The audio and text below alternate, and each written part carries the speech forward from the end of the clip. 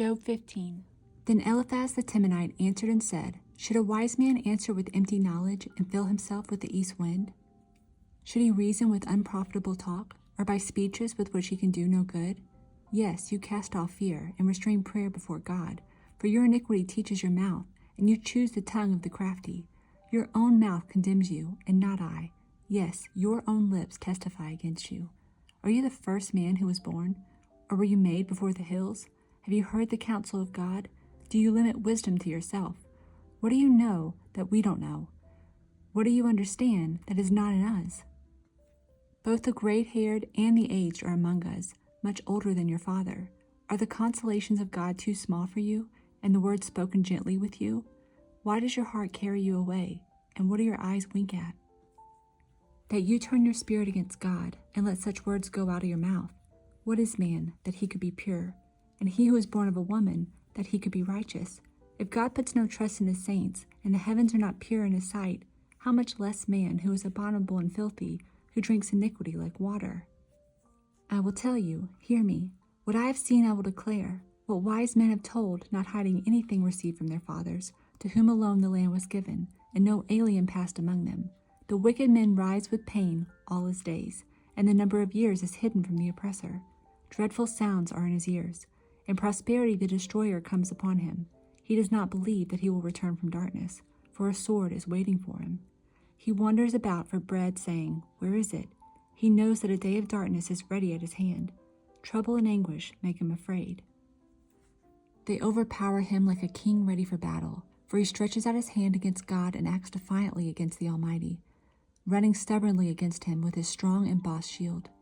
Though he has covered his face with his fatness and made his waist heavy with fat, he dwells in desolate cities, in houses which no one inhabits, which are destined to become ruins.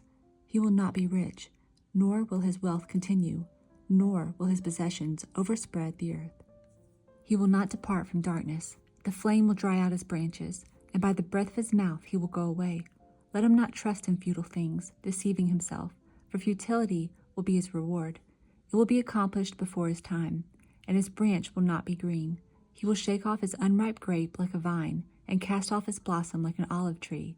For the company of hypocrites will be barren, and fire will consume the tents of bribery. They conceive trouble and bring forth futility. Their womb prepares deceit. Job 16. Then Job answered and said, I have heard many such things. Miserable comforters are you all. Shall words of wind have an end? Or what provokes you that you answer? I also could speak as you do. If your soul were in my soul's place, I could heap up words against you and shake my head at you. But I would strengthen you with my mouth, and the comfort of my lips would relieve your grief.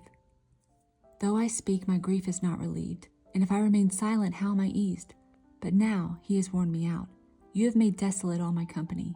You have shriveled me up, and it is a witness against me. My leanness rises up against me and bears witness to my face. He tears me in his wrath and hates me. He gnashes at me with his teeth. My adversary sharpens his gaze on me. They gape at me with their mouth. They strike me reproachfully on the cheek. They gather together against me. God has delivered me to the ungodly and turned me over to the hands of the wicked. I was at ease, but he has shattered me.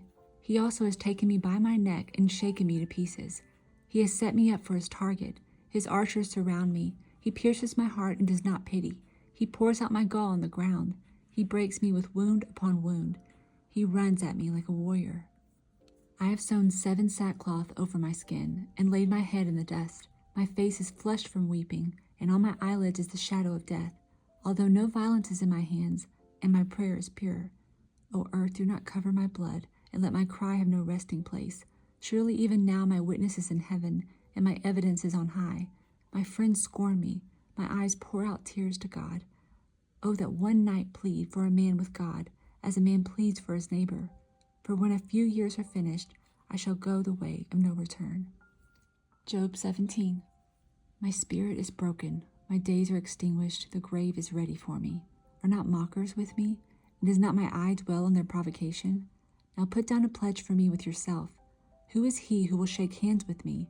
For you have hidden their heart from understanding. Therefore you will not exalt them. He who speaks flattery to his friends, even the eyes of his children will fail.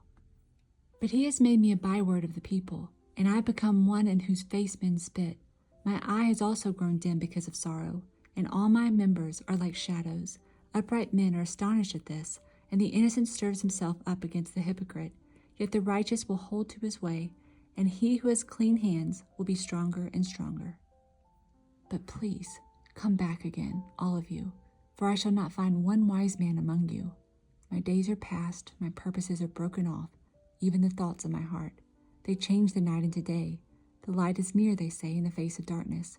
If I wait for the grave as my house, if I make my bed in the darkness, if I say to corruption, you are my father, and to the worm, you are my mother and my sister, where then is my hope?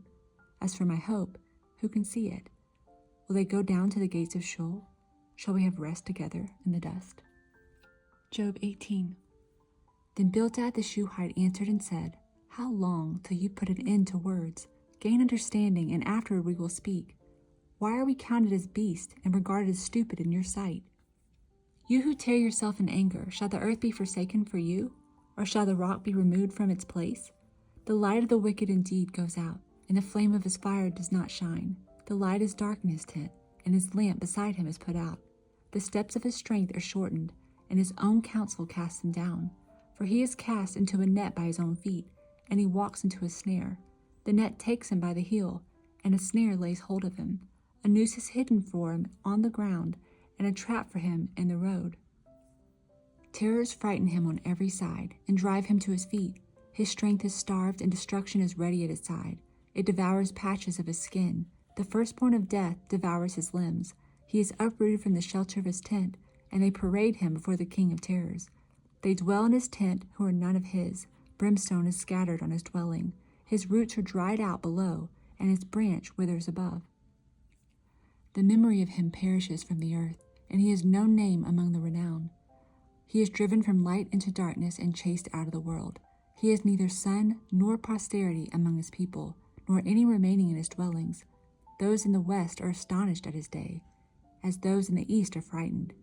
Surely such are the dwellings of the wicked. And this is the place of him who does not know God. Matthew 20:20.